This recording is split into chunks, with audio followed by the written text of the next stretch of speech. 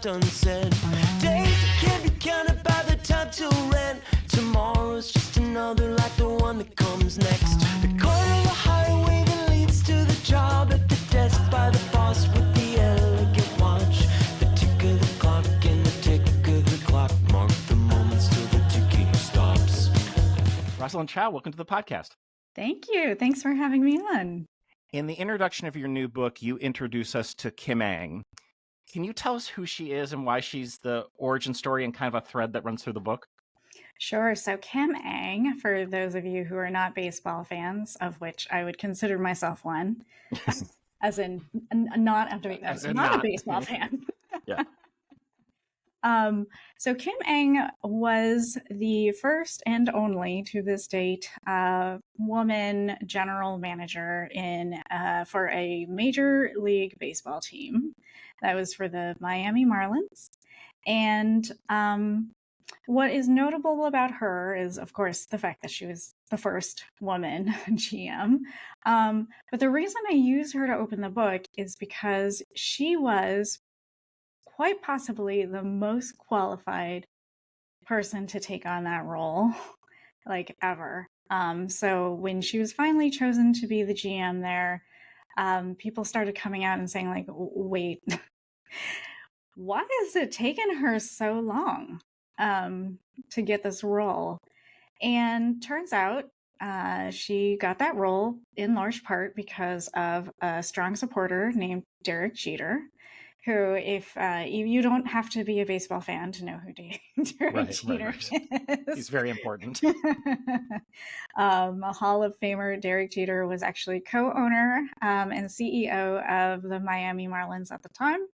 When the GM role came up, he basically was like, Kim is the one that I want. And so he went out and asked her if she wanted the position. And the thing that I think is really important about this situation is, like, Kim Ang is an example of a person who was already amazing. She was highly qualified. She had been working in baseball for, I don't know, like 20 some odd years by then, had already taken on many of the roles that would have qualified her for a GM position, and had even interviewed for many of other teams' GM positions, but nobody wanted to take the risk, I guess. And it wasn't until she had a sponsor in Derek Jeter that she was finally able to get this position. And again, the key thing I feel like is really important for listeners is that she had a sponsor and not a mentor, right? There was nothing wrong with Kim Ang. She just needed someone to step up and say, this person is not as risky as you think they are. They're amazing. And so the book is about how more of us can do that for other people. So when I like a book, I talk about a lot, which my colleagues make fun of me. So literally, the call before this, I was telling my colleagues about this book, and I said it's about sponsorship, which is different from mentorship. And they say, how is it different? That was the first question I got right away. So Yep. let's jump into that because they are. Yeah. So the way that I differentiate mentorship from sponsorship is I ask this question of who is acted upon. So who is being asked to change? And so when you think about mentorship, the person who's being asked to change is actually the mentee. So oftentimes when we think about mentors, it's a senior person who's trying to help coach, guide a more junior person. You give them feedback on areas of potential growth. You coach them through politically perhaps tricky situations, or you just give them kind of like general career advice. But all of that is meant to try and get the mentee themselves to change something about them. So sponsorship is asking a completely different person to change, not the person who's being sponsored, but the audience to whom the sponsor is sponsoring the person to, right? So it's this third party who's being asked to be changed, that they actually see the protege or behave differently toward the protege than they had before. And so this could be introducing someone, creating a relationship where no relationship existed previously, augmenting positive impressions, but also protecting them from negative impressions that other people might have of them. But in all cases, sponsorship is about changing this external party and not changing the protege themselves. And you have a really killer line about this. You say mentors talk to you, sponsors talk about you. And what I love about that, and it ties in to a lot of my theories about why Second City and improv and comedy are so effective in these spaces, is because we have to inherently involve the audience. If people aren't laughing, it is not funny. So we have a completely different relationship with the audience than other kinds of art forms that don't need to take that in consideration, because here you are talking about there's at least 3 different people or entities involved in these conversations. And to understand intentionally those differences, we have so much more agency, because when we don't, we could be making crucial errors that we're not even aware of. Yeah, absolutely. It complicates things Mm-hmm. significantly, right? Because now you're not just managing your own relationship with the person you're trying to help, you're also trying to manage your personal relationship with the person you're acting on. You're trying to manage their relationship. So it's already increasing the complexity significantly. But with complexity, I guess, as you're pointing out, Callie, comes like opportunities. It means you have what researchers like to say, call like so many more degrees of freedom to work with. And trust becomes this incredible ingredient with this. And so I've seen some research on this before. You talk about gossip as really about trust. And I think that might surprise people, because they see gossip as inherently negative, but I think it ties into ethic and moral frameworks, right? Oh, absolutely. So we all have a negative impression of gossip because we're quite frankly afraid to be the target of gossip. Yes, that's right. And it's typically because when we think of gossip, we're thinking about negative gossip. And the people who are negatively gossiped about are typically the people who have violated some norm that is like deeply held by the group. And so obviously we don't want to be targets of gossip for that reason. And I think that's why gossip has this negative connotation. But the flip side is that we all benefit from gossip as well, because what gossip allows us to do is not have to learn from personal experience who's not to be trusted. That's right. Or who's not gonna, follow through on what they claim they're going to do. So gossip is really about people who either violate social norms or, quite frankly, it is about trust. Because, most social norms is like, if you say you're going to do something, then you actually follow through and do it. And so it's actually, it's very helpful for groups to have that gossip. And what I'm saying in the book is that instead of using gossip as a way to warn people away from bad actors, we can also think of sponsorship as good gossip, in that we essentially alert people to the presence of good actors. And hopefully that seeds relationships that make the world better for everyone. All right, so we've talked about this difference between mentors and sponsors. You have another sort of duo that you talk about, which is the difference between power and status. Yeah. I have become, my wife is obsessed with status, especially she teaches comedy. And as you could probably, you look at status inside comedy, like comedy duos, right? That is all a status play. That's where the comedy comes from. And Allison Forgale's been on the podcast, and we've talked about Likeable Badass and her work, which I think is terrific as well. Mm-hmm. So I know from my experience that I've realized over time that status is more effective for me than power. I'm just going to let you riff on that. Talk a bit about these two things. Sure. So a lot of people, so if you haven't read Allison's book, It's an amazing book. Mm-hmm. So the difference between power and status is that, for the most part, people kind of see them as interchangeable, but they're not. Power refers to control over resources.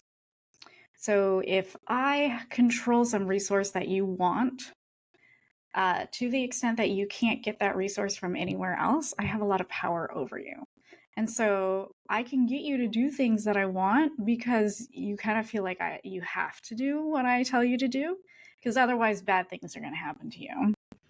Status operates differently. Status is like when people do things for you because they want to, because they like you and they trust you. And so if you tell them to do something, they're like, well, Kelly told me to do this and I trust Kelly. And so I'm going to go out and, I'll do what he tells me to do. So status comes from respect and admiration that other people have for us. So it's inherently relational in the sense that status is given to us by others. Yeah.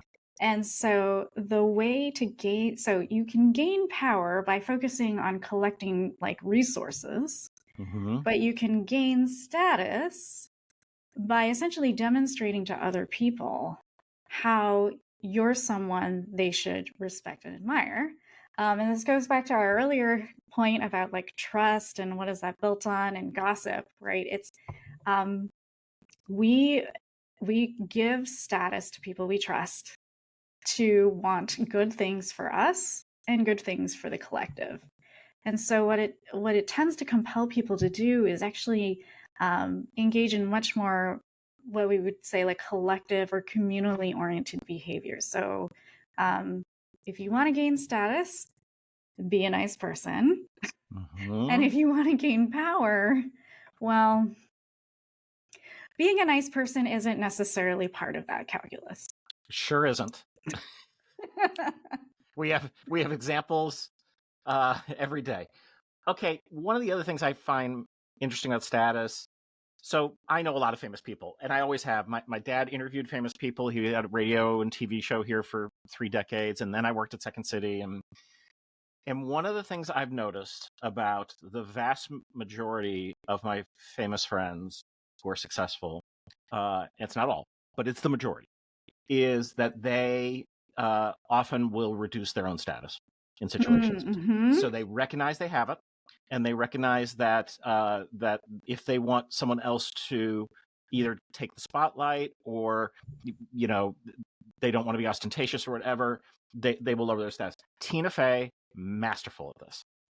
Just someone who, she when she's on a talk show, she's got the status pull, and that's what she's doing her stuff. But she's a business person as well, and I've been in so many situations where I've seen her lower her status as a way to push someone else up. Mm-hmm.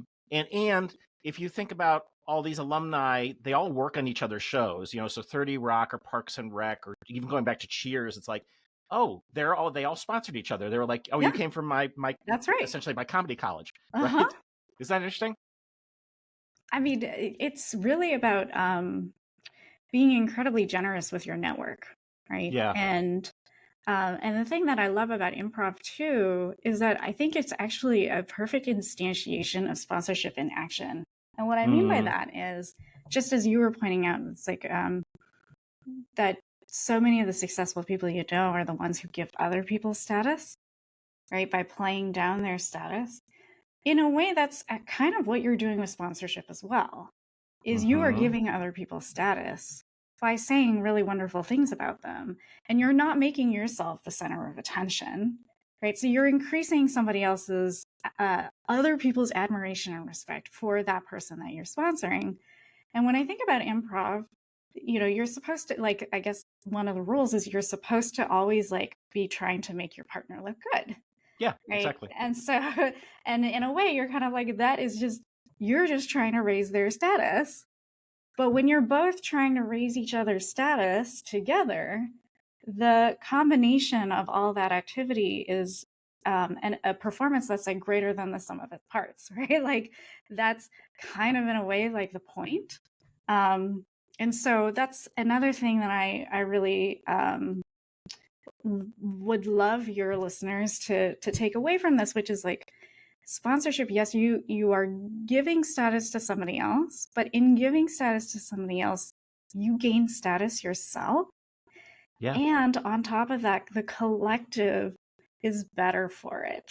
So it's not actually, the benefits don't just accrue to the individuals who are involved. It's actually a benefit to the collective as a whole. And you can think of that as like the enjoyment that the audience gets from two Mhm. really great, or more really great improvers working together, right? That experience, that benefit really comes from this intangible, like constant building of giving each other giving. Do you think that this is is the improv thing at all relatable to when you talk about group-oriented power? Mm-hmm. Okay, talk because I thought that was interesting. The line I picked out from the book was, quote, research shows that group-oriented power holders are more attentive to others rather than less. That would seem like Oh the same yes, thing. that totally tracks. Yes, Yeah. right. Because so much of improv is just like is really paying attention to your partner. Mm-hmm. And In a so group, and it's a group. Sometimes it's right. one other, sometimes it's seven others. Yeah. And so that's another thing that differentiates status from power is that what you typically find is that people who are in the mindset or position of power are very self-focused. So they're very focused on their own goals, achieving their own ends, and they see other people typically as a means to an end. And whereas people who are high in status, because it's this thing that's given by others, for them to maintain their status, they have to be quite cognizant of what is going on with other people in order to be able to help others in a way that allows them to maintain their high status, if that makes sense, right? Mm-hmm. So it's we give status to people who basically show themselves to be more concerned about other people than concerned about themselves. And so that essentially means that if we care about having status, we just need to pay more attention to other people. This is where you name drop that you took improv classes. Yes, that's right. I Steel City Improv. Yeah, you did level 1. So you I did level 1. you got like 7 weeks of improv in you. That's more than most of my guests. All right. Another interesting thing in this section is you say, quote, when we sponsor, it's best if our audience doesn't notice it, because persuasion and influence attempts are most effective when they aren't seen as such. Having status obscures the likelihood that people see our sponsorship as its true form, a form of persuasion and influence. That's some jiu-jitsu. Yes, it is. It's I mean, you think about any kind of marketing, right? Yeah. The best marketing is the stuff that you don't notice. Like I think about like Coca-Cola and their polar bears. Nobody, what does Coca-Cola have anything to do with polar bears? Like absolutely nothing, right? But you do remember the polar bears and you remember that warm fuzzy feeling that you have thinking about the cute polar bears and you think of Coke, and now you have that association in your mind. And my friend Kathy Twells at Coke sent us a giant Coca-Cola polar bear that lives in my front screened-in porch. Amazing. So when kids are going down, and we also have a giraffe that named Toto. So when kids are going down the street, they're always like pointed out. So we just kept them there for like 7 years. All right. So chapter 3 is a cage match, and I'm calling it that. I know it's not. It's a cage match between Elon Musk and George Clooney. So, right. like, I'm somewhat regretting the choice of characters right now, but okay. Well, one of them you are. But I think I read my distaste of Elon Musk did not stop me from being interested and thinking it's completely valid when you talk about these two individuals and how they are both similar and different. Mm-hmm. Yeah. So the hypothetical cage match is this question of who has more social capital, Elon Musk or George Clooney. And of course, I take the academics answer, which is that they both have social capital. It's just different types. Yeah. And you know, so George Clooney has what I call small town social capital, and so this is the social capital that comes from having really strong, close bonds with like a smaller set of individuals who are all closely connected with each other. So George Clooney inhabits what I would think of as being a more dense network, if we're using network language, than Elon Musk, who has what we would call a very loose, like disconnected network, where a lot of his contacts may not know each other, whereas all Yeah. of George Clooney's friends are friends with each other.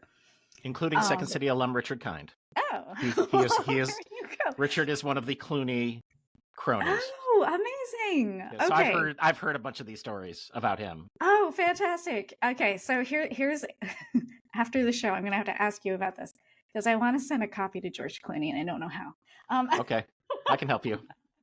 But anyway, so the benefit to having dense networks is that you can coordinate action very quickly because there is this reservoir of trust that everybody has with each other. So if what you want is quick execution, the kind of social capital that George Clooney has, the small town social capital, is what you want. Now, Elon Musk's social capital is what I call big city social capital, which is, comes from the fact that in a big city you have a lot, typically more diversity in the types of people that you might come across. And what that diversity allows you to do is essentially get access to a lot more different types of information, which then you get to choose how you're going to leverage that information vis-a-vis other people in the network. So it gives you this power of leveraging information against other people, if that's how you want to use it. But it also gives you the opportunity to innovate by recombining information from different parts and creating new things that wouldn't have happened if you weren't in the very lovely position of having access to both types of information and being able to combine them in this unique way. So when we think about Elon Musk as an entrepreneur and all of the innovations that he's interested in, having that very diverse big city type of social capital is actually very helpful for him. Can you have both? Yes, you can. Okay. And in fact, Is that hard? It's got to be hard. Well, yes and no. Okay, I want to hear this. And this is if I ever wrote like another book about networking, this is where I would like put an emphasis. So many people are hung up on their immediate network, which is like who they know directly. But what they don't realize is that the diversity of the network of their first ties of the people they know is also part of their network. It also builds on your social capital.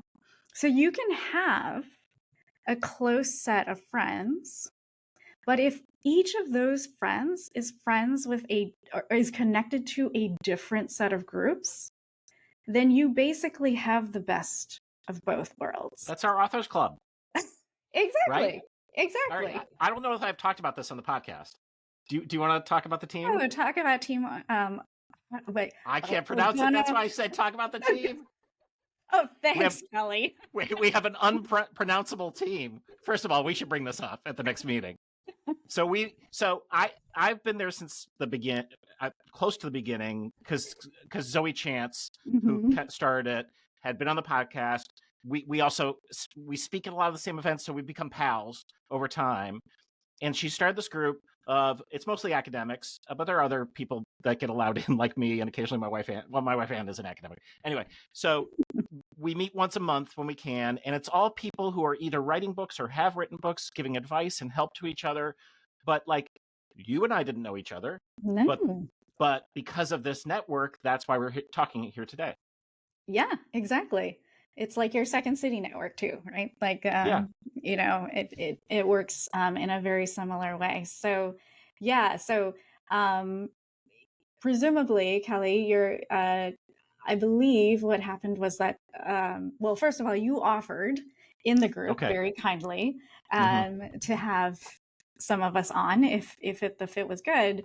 But the group, in a way, serves as a screening mechanism because Yeah. presumably we wouldn't let just anyone into the group.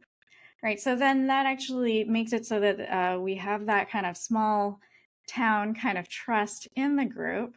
But it's also true that, at least among the non-academics, Mm-hmm. there the network connections are very different. Mm-hmm. But what it means is that anybody who is in that group can then get access to Yeah. those other connections through those direct relationships that they have in the group. And there's people in that group, like the minute Dolly shows up, right? Dolly Chug, you're like, all right, this is like everyone's favorite human. And you're like, Yeah. okay. So, her credit, and she's putting her credibility on the line in terms of this, just like, and there's a few, Allison Wood Brooks is also, and she's a friend of mine too from way back. So it's, I actually hadn't thought about that, but that is exactly what that group is. Mm-hmm. Oh, okay. You were teaching a session on networking at a different university, not Carnegie Mellon, and you went to the dining hall for breakfast. And you tell this story in the book. I know. I love it. Can you tell it? It is also one of my favorite stories. So, Yep. so as Kelly alluded to when you read my bio, a lot of the executive education programs that are run are actually oriented toward Black and Latino professionals. And this particular program was oriented toward Black professionals. And so in the dining hall, there were multiple exec ed programs going on.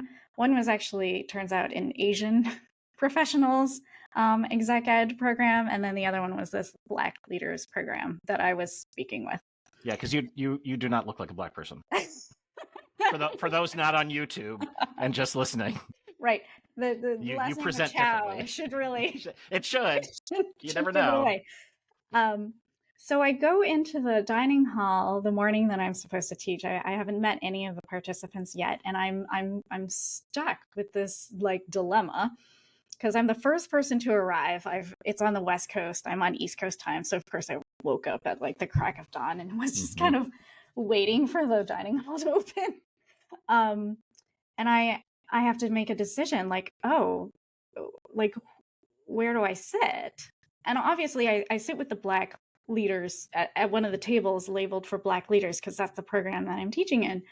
But it's just hilarious to me because as participants then start coming in, the participants in this Asian leadership program are looking at me because they clearly are like, are you sitting at the wrong table? And then you start seeing the Black leaders coming in and they're looking at me because they're thinking, aren't you sitting at the wrong table?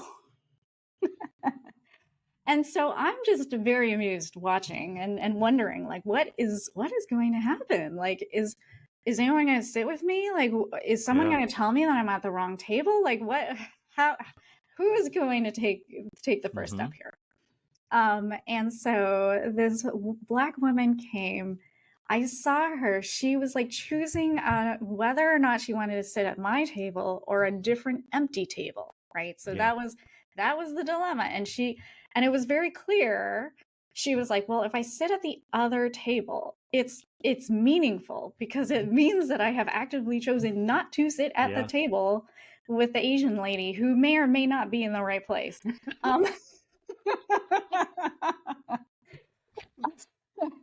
And so funny. It's so funny. It was great. And so thankfully, I think for everyone involved, she decided to be the bigger person, and she was like, you know what, like, let's see if I can help this poor woman out. How quickly did you get to, this is why I belong at this table? Very quickly, because I knew she was just like, hello, can I sit with you? And I was like, yes, absolutely. I'm Rosalind Chow. I'm going to be working with your group today and in the Black Leaders Program. And she was like, oh my gosh, I'm so looking forward to your session. but she obviously hadn't internalized, like she had seen on the schedule, right, that like they'd be working with someone called Rosalind Chow, but the internalization of like, oh, maybe a Rosalind Chow is going to be Asian. Well, that's system one, system two, like happening. So I don't know if you know this, but we created a program at the University of Chicago with Nick Epley and Eilert Fishbach and a bunch of folks called the Second Science Project. It looks at behavioral science through the lens of improvisation. And we created orientation programs that are still going on there. And one of the exercises that we took, that we applied from improv and we brought over with us, it's maybe one of the first things that we do in this orientation program, which is we circle all the freshmen up and we basically say, we're going to read out some attributes, and if one of them applies to you, move to another place in the circle. It's called I am somebody who. So it's like, I'm somebody who wears jeans.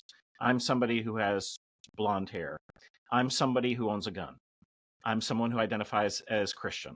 I'm somebody, and it gets increasingly, and the thing that people realize after you've gone through this for a while is like, I never would have thought the vegan had a gun.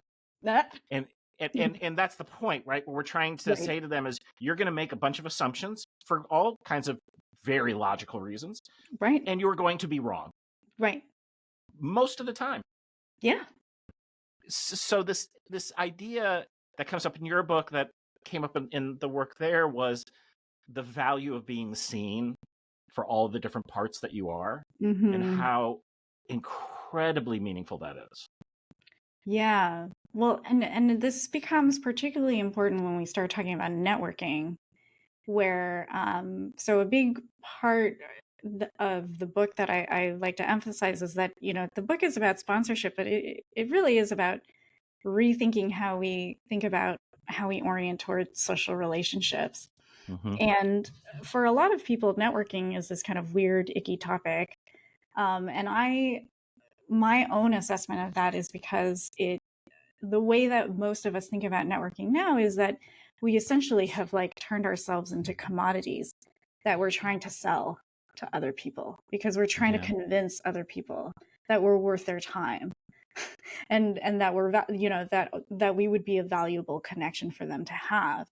And so this relates to what you're speaking about, Kelly, because people also use a lot of these physical cues as an indicator of how much value you have as a network partner, right? As a network contact.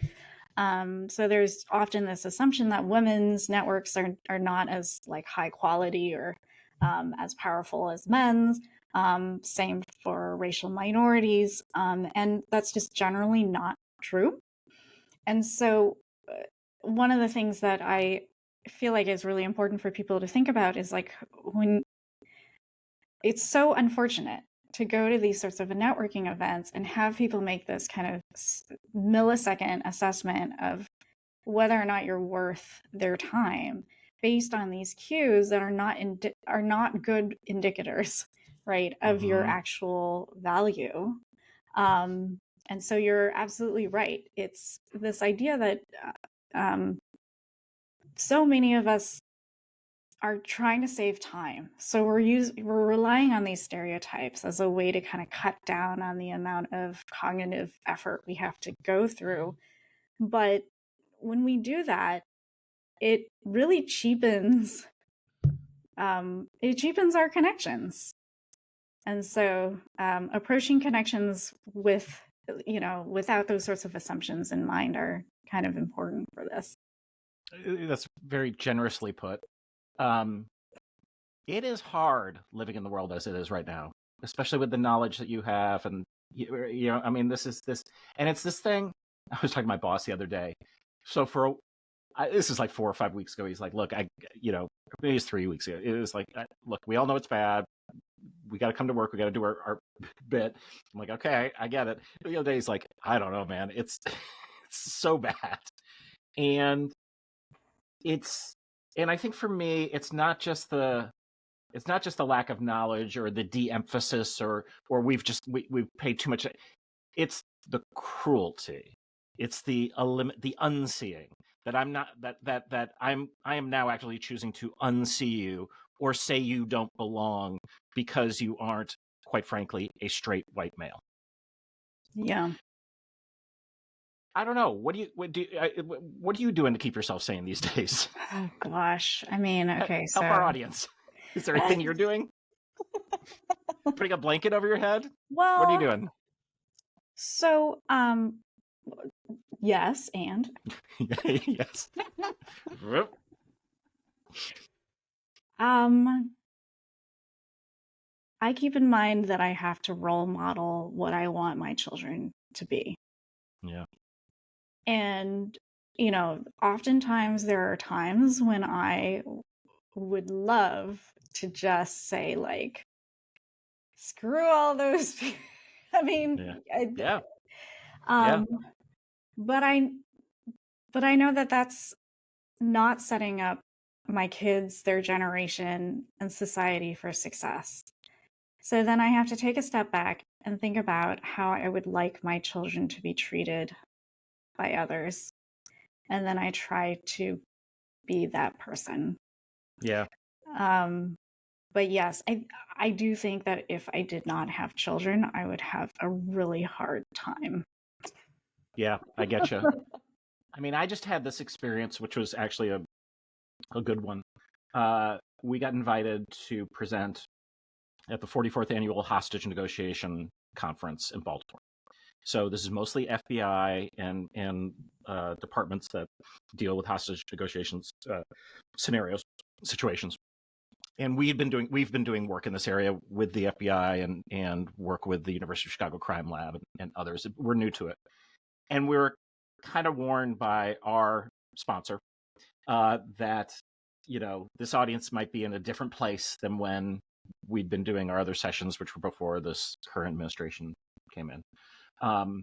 It went great, and we had so many conversations before and after with people who I 100% know vote differently than me, think differently than me, but because we had shared so much vulnerable information about ourselves, losses, harms, those sort of things, and related it back, there was just that wasn't an important part of this 3-day thing, Mm-hmm. and it gave me a kind of hope that is kind of missing if I'm just on social media. Yeah, I mean, that whole part about going deeper and being able to see other people in terms of their values and what's important to them. There's the values that you state you have, Yeah, yeah. which sometimes are perhaps not stated in a way that makes it feel very warm and fuzzy for others. But then I would guess that most of us enact our values in ways that are universal, Yeah, holding the right? door. In the sense that we care deeply about our family. We care deeply about contributing to the communities that we're a part of. It's not like we're going out saying that we just want to take advantage of other people or that we want like a free handout or anything like that, right? Like Yeah. I don't know anybody who goes around saying that, right? Um, and so when we talk about the ways in which we actually enact our values, I think that that's an opportunity to connect. And it sounds like in your example, right, all of that opening up about personal vulnerabilities, the things that make us sad are also things that tell us about the things we value. Yeah. Right. And Yeah. so that's all information that we can use to infer like your values are very similar to mine. And that's the path to building trust, is knowing that you have shared values. Well, and honestly, it was after my conversation with Kurt Gray and reading his book Right. that I decided very consciously, and I talk about, our daughter who passed away from cancer, and when she was 17, and there's so many lessons that we learned from there because we created improvisation programs around caregiving. So I consciously, I wasn't looking, I didn't want anything from it, but I wanted also to, connect with people in the audience through what Kurt sort of says is like, you share your harms, and as Right. long as you're doing that, is like, I'm not trying to, I can't get anything from you. I'm not here to sell you anything. I am here because I really believe in improvisation, as a tool by which we can practice being human in a way that books aren't going to give you, just books alone.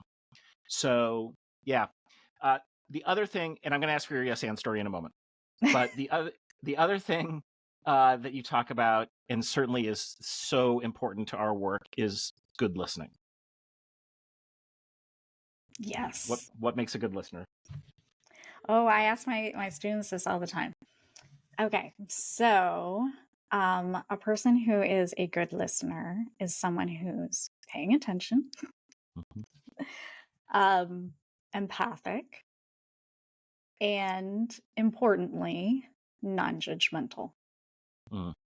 And so when I talk to my students about this, they talk about how they realize that they are good listeners to the extent that what they care about is just understanding the content, but they aren't good listeners in the sense of creating a connection.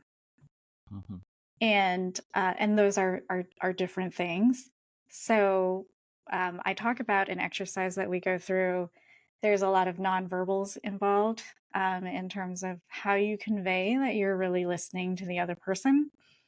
But the key is that there's this virtuous cycle to good listening where if you're a really good listener, well, first, if you ask good questions and you're a really good listener, people end up telling you more about themselves than maybe they would have intended. And that non-judgmental piece is really key, where you don't necessarily tell them, you're not indicating to them what you want to hear, simply that you are paying attention. And as when they start sharing deeper information with you, that actually makes the conversation more interesting, which then actually makes you listen even more, right? And be an even better listener. And it just becomes this cycle where you get better and better information about the other person. And a lot of that information is relevant to these experiences that we've had, right? That, as we just talked about, are manifestations of what we value. I imagine when you took improv, that's probably one of the first things you recognize. You're like, wow, everyone's really listening to each other because they have to. There's no script. Well, I was in level 1. Okay, all right, fair point. We're still trying to get you just not to be in judgment of yourself. Right, exactly. Yeah. Like, no, you're not trying to be funny. Yeah, stop with it. Yeah, there's always that dude in the class too, right? Okay. Yeah. All right. We always end the podcast asking our guests for a yes and story. You got one for us? Yes. So this is actually how I got started with the path, going down the path of writing the book. Is someone in an exec ed reached out to me. So you read the story in the book. Yeah.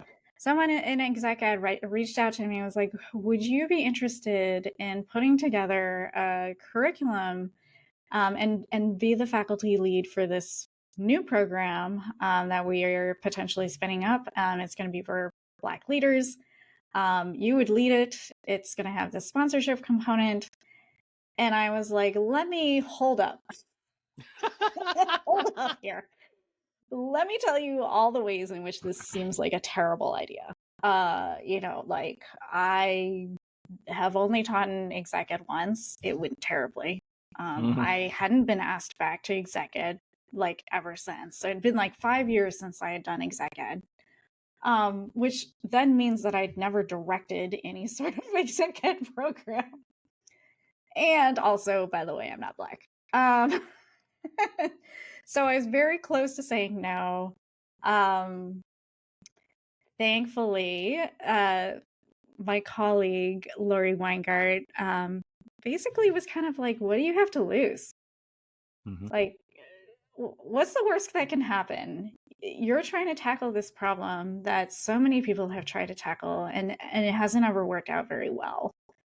So the worst that can happen is like your program is going to be like as good as what has come before, or there's also this possibility that it will be much better than what has come before.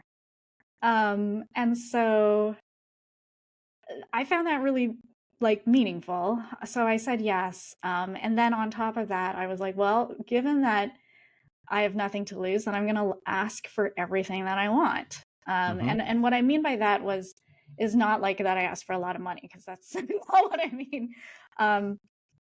What I meant was like, I wanted to create a program that was unapologetically about the Black experience.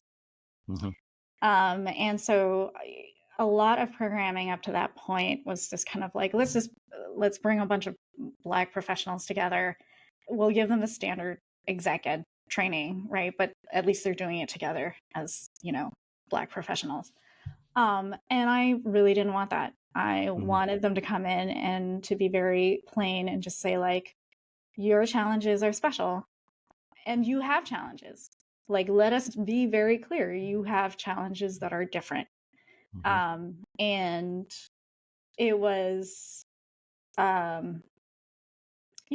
would say that probably was a little bit of a risk in retrospect.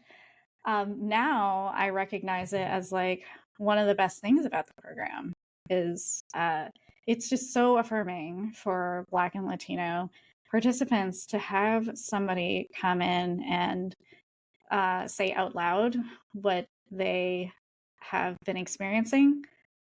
I guess probably since George Floyd happened, that's probably less new, but this program started before George Floyd, and people were just, you could see they were shocked that they were having this experience, like in a good way, in the sense that they had never had like a really safe space to talk about their experiences.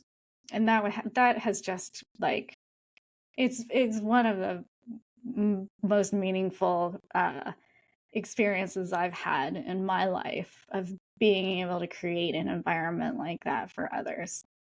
Such a gift. The book is called The Doors You Can Open, A New Way to Network, Build Trust, and Use Your Influence to Create a More Inclusive Workplace. Rosalind Chow, thank you for coming on the pod. Thank you for having me.